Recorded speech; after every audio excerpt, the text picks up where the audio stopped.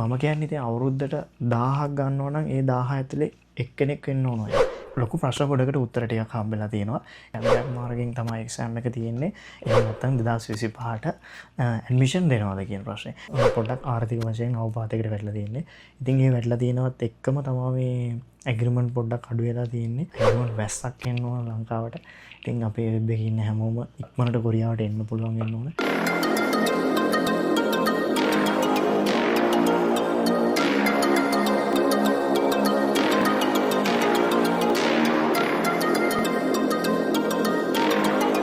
අන්‍යවාසයෝ කියලා පිළිගන්න ඔයාලා හැමෝම මිශ්‍රපදයා YouTube channel එකට අදන්. ඉතින් මේ හදිසි වීඩියෝ එකක් කරන්න හිතුණා. දැන් මේ කාලීන මාතෘකාවක් ගැන චූටි දෙයක් ඔයාලත් එක්ක කතා කරගන්න. ඉතින් ඒ තමයි කොරියන් යන මාර්ගයේ මොන අතට හැරෙයිද කියලා කියන එක. ඉතින් අද අපිට දැනගන්න හම්බුණා ගොඩක් විස්තර වගේක් මේ ඉස්සරහට කරන්න ඉන්නේ මොන වගේ දේවල්ද, එක්සෑම් එක තියෙන්නේ කොහොමද, සහ 2026 2025 එක්සෑම් එකක් කරනවද, ඒකට ඇඩ්මිෂන් දෙනවද, ඒක කොහොමද වෙන්නේ පිළිබඳව තමයි අද මේ වීඩියෝ එකෙන් මම ඔයාලට අරගෙන ඉන්නේ. ඉතින් අනිවාර්යෙන් වීඩියෝ එකත් එක්ක එකතු වෙලා ඉන්න කියලා ආරාධනා කරනවා. ඉතින් ඔයාලගේ හිතේ තිබුණ ප්‍රශ්න ගොඩකට උත්තර හම්බෙයි කියලා හිතනවා මේ වීඩියෝ එක ඔයාලා දිගටම බැලුවොත්. අනිවාර්යෙන් එකතු වෙලා ඉන්න. ඔයාලා හැමෝම දන්නවා පහුගිය දිනේ 2024 දෙවෙනි කාණ්ඩයට අදාළ එක්සෑම් එකට කට් ඔෆ් මාක් එක ආවා. ඉතින් දීවර වලින් 125ක් සහ නිෂ්පාදනාංශයෙන් 165 කට් ඔෆ් මාක් එකක් දීලා තියෙනවා මේ වෙනකොට. ඉතින් අපේ ගොඩක් පිරිසකට සතුටුදායක කාරණයක් වගේම තමා තවත් සුළු පිරිසකට දුක්බර කාරණාවක් වෙනවා ඒක. ඉතින් සමහරු 165 කට් ඔෆ් මාක් වෙනකොට සමහරුන්ට 160ක් අරන් එන්න දෙනවා. ඉතින් ලකුණු 5ක් මදි වෙනවා. කියන්නේ එක ප්‍රශ්නයක් මිස් වෙන්න ඉඩ තියෙනවා. රයිට්. ඉතින් ඒ කොහොම වුණත් මේ කොරියන් විභාගය නැත්තම් කොරියන් සිහිනය ලංකාවටලා කොරියන් සිහින දකින ගොඩක් තරුණයන්ට අද ලොකු ප්‍රශ්න ගොඩකට උත්තර ටිකක් හම්බෙලා තියෙනවා.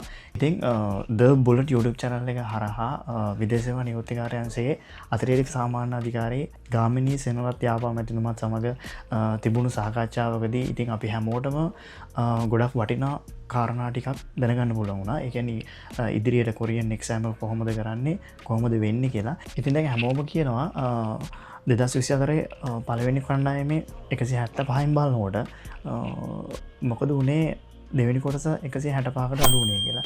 ඉතින් මෙහෙමයි මේ විදේශවැයෙන් කියන විදිහට 50583ක් එක්සෑම් එකට ඒ කියන්නේ රෙජිස්ටර් වෙලා ඉල්ලුම් පත්‍ර අරන් තියෙනවා. ඒ කියන්නේ දෙවෙනි කොටසට 50583ක් දෙවෙනි කොටසට එක්සෑම් එක ලියන්න ඉඳලා තියෙනවා. නමුත් එක්සෑම් එකට පෙනී ඉඳලා තියෙන්නේ 27133 පමණයි. ඉතින් ඒක නිසා තමයි අර පළවෙනි කොටසට වඩා පළවෙනි කොටස 175කින් බලන්නයි දෙවෙනි කොටස 165කට අඩු වෙන්නයි වෙලා තියෙන්නේ. ඉතින් ලොකු පිරිසක් එක්සෑම් එකට ගිහිල්ලා නැහැ. මම හිතන්නේ ඇයි එහෙම ගිහිල්ලා නැති කියලා අපරාධයක් ඒක.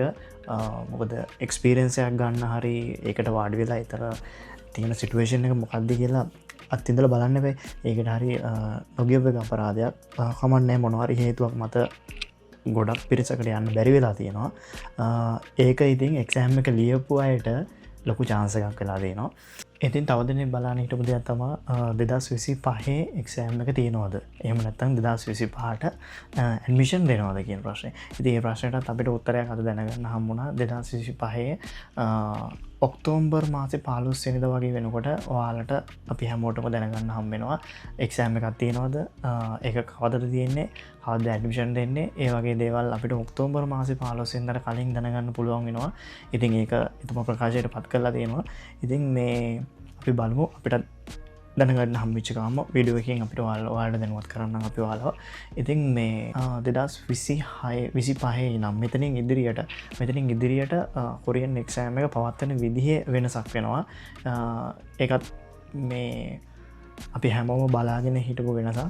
ඒක තමා CBT ක්‍රමයේ ඉඳන් UBT ක්‍රමයට එක්සෑම් එක වෙනස් වෙනවා. ඒ කියන්නේ CBT ක්‍රමයට කරනකොට කම්පියුටර් මාර්ගෙන් ඔයාලා හැමෝම දන්නවා කම්පියුටර් හෝල් එකේ තමයි කරන්නේ. ඉතින් ඒකේ 40 දෙනයි දාන්න පුළුවන් ඒක එක්සෑම් එකකට. ඉතින් එහෙම දාපුවම ලොකු කාලයක් යනවා. ඔයාලට පහුගිය එක්සෑම් වල තේරෙන්නේ නැති අවුරුදු සමහර විට අවුරුද්ද එක්සෑම් එක ඒ අවුරුද්ද ඇතුළත කරගන්න බැරි වෙන අවස්ථා තිබුණා. කියන්නේ තවත් අවුරුද්දක මාස ගාණක් ගෙවෙනවා ඒ වෙනුවේ. ඒක නිසා ලොකු කාලයක් යනවා. ඒක හින්දා රටවල් ගණනක මේ ප්‍රශ්නේ වෙලා තියෙනවා. ඒක හින්දා මේ CBT ක්‍රමය ගොඩක් රටවල් අයින් කරලා තියෙනවා.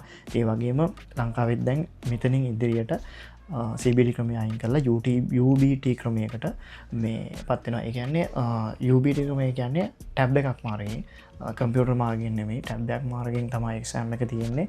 ඉතින් එතකොට මම දකින වාසියක් තමා ඔය කාලය යන එක ලොකු කාලයක් එක්සෑම් එකට යන එක අනිවාරෙන් නතර වෙනවා.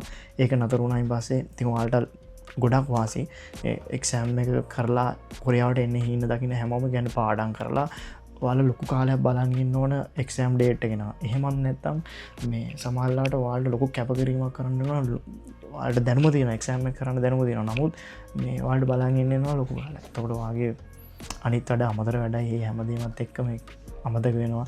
තින් ඒක අපිට ගොඩක් කාලයක් රැදිල ඉන්න බැරිම තිහෙම ප්‍රශ්න ගොඩක් තිනවා. තින් හොඳ පැත්තර හැරේ කියලා හිතනවා හැමදේම මේ අනිවාරෙන් එක්සෑම් එක ටැබ්බය මාර්ගෙන් කරනකොට ඉතින් ලොකුම විශේෂත්වය වෙන්නේ මේ ඉක්මන්ට ස්පීඩ් එක වැඩියෙනවා එක්සෑම් එක තියෙන. ඉතිං වෙනදා 200ක් විතර එක පාර දාන්න පුළුවන් වගේ දැන් 400ක් විතර දාන්න පුළුවන් වගේ කියලා තමයි ඉදිරියට එහෙම කියන්නේ. ඉතින් ඒකත් ඔයාලට අනිවාර්යෙන් සුබ ආරංචියක් වෙනවා. ඉතින් කොරියාවට එන්න හින්දාගෙන ඔයාලට ඉතින් මේ ආරංචිය ගොඩක් වටින එකක් වෙන. ඉතින් මේ පාර දෙවෙනි කාණ්ඩේ යටතේ එක්සෑම් එක කරලා 27133ක් එක්සෑම් එකට වාඩි වෙලා තිනවා. ඉතින් ඒ වාඩි වෙච්ච අයගේ එක්සෑම් එක පාස් වෙලා තියෙන්නේ 5048ක් වගේ පිරිසක් තමයි. ඉතින් ඒ පාස් වෙච්ච හැමෝටම සුබපතුම් එක් කරනවා මම මිස්ටර් වදියා YouTube channel එක හරහා. ඒ වගේම තමයි ලොකු පිරිසක් මේ පාස් වෙලා නැතුව ලකුණු මට්ටම ගොඩක් අඩුවෙන් අරගත්ත පිරිසක් ඉන්නවා. ඉතින් යාලට කියන්න දෙන්නේ අනිවාර්යෙන් මේ හීන දකින්න කොරියන් කියන හීනය අවදාවත් අතහැර ගන්න එපා. ඔයාලට අනිවාර්යෙන් එන්න පුළුවන්. අපි ඊළඟ පාර අනිවාර්යෙන් ඔය මහන්සි වෙනාට වඩා තව 150 තව 100ක් මහන්සි වෙන්න. ඔයාලට ගේම ගහන්න පුළුවන්. මොකද මම කියන්නේ ඉතින් අවුරුද්දට 1000ක් ගන්නවා නම් ඒ 1000 ඇතුලේ එක්කෙනෙක් වෙන්න ඕන ඔයා. එහෙම නැත්නම් අවුරුද්දට 500ක් ගන්නවා නම් ඒ ඇතුලේ 500න් එක්කෙනෙක් වෙන්න ඕන ඔයා. එහෙමත් නැත්නම් 200ක් අවුරුද්දට ගන්නවා නම් ඒ 200න් එක්කෙනෙක් වෙන්න ඕන ඔයා.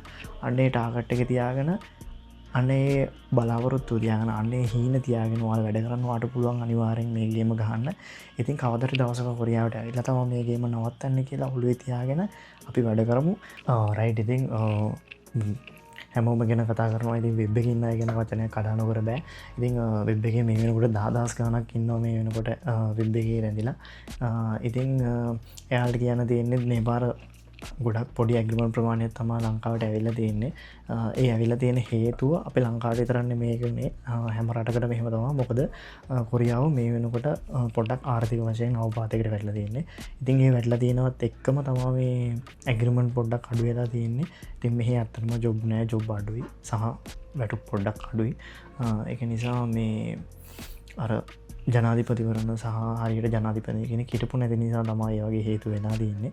ඉතින් දැන් ජනාධිපතිවරයෙක් පත් වෙලා තියෙනවා අලුත්. ඉතින් ඒකත් එක්ක රටේ ගොඩක් ආර්ථික තත්ත්වය ගොඩක් ඉහළට යයි කියලා තමයි හැමෝම කියන්නේ.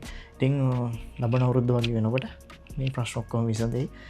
අනිවාර්යෙන් ලංකාවට ඇග්‍රිමන්ට් ගොඩක් එයි. මගේ බලාපොරොත්තුවත් ඒක මම කියන්නෙත් ඒක ඇග්‍රිමන්ට් වැස්සක් එන්න ඕන ලංකාවට. ඉතින් අපේ වෙබ් එකේ ඉන්න හැමෝම ඉක්මනට කොරියාවට එන්න පුළුවන් වෙන්න ඕන. ඒ කවුරුවත් කියන කතා අහන්න එපා. ඔයාලගේ ටාගට් එක තියාගන්න. මේ ඔයාලගේ බලාපොරොත්තු තියාගන්න එන්න පුළුවන් අනිවාර්යයෙන්. ඉතින් මේ හිතෙන් වැටෙන්න එපා, දුක් වෙන්න එපා. මේ තව කල් තියෙනවා. මේ ඔයාගේ වාරේ ඉන්නේ පරක් වෙලා. ඉතින් පරක් වෙලා එන තරමට ගොඩක් දේවල් සුන්දරයි, හරි සුන්දරයි. ඉතින් ඉවසීම හැමදේම දරාගෙන ඒක වටිනාකම ගොඩක් වැඩි වෙනවා. ඒක නිසා පරක් වෙන තරමට හොඳයි කියලා අපි හිත හදාගමු. ඉවසීමෙන් බලාගෙන ඉන්න අනිවාර්යෙන් ඔයාලට ඇග්‍රිමන්ට් එකක් එනවා. බලාපොරොත්තු තියාගෙන ඉන්න. ඉතින් හැමෝටම විශ් කරනවා පුළුවන් ඉක්මනට මෙහෙට එන්න පුළුවන් වෙන්න කියලා. ඒ වගේම තමයි තාමත් ඔයාලා මිස්ටර් පුදියා YouTube channel එක subscribe කරලා නැත්නම් අනිවාර්යෙන් subscribe එකක් දාලා පොඩි support එකක් දෙන්න කියලා කියනවා. ඉතින් මේක ඔයාලට ගොඩක් වැදගත් වෙන channel එකක්. ගොඩක් වැදගත් videos ඉස්සරහට කරන්න ඉන්නවා සහ දැනටමත් කරලා තියෙනවා. බුදු සරණයි හැමෝම ජයවා පරිස්සමෙන් ඉන්න. ආයෙත් වීඩියෝ එකත් එක්ක හමු වෙමු. ජයවා.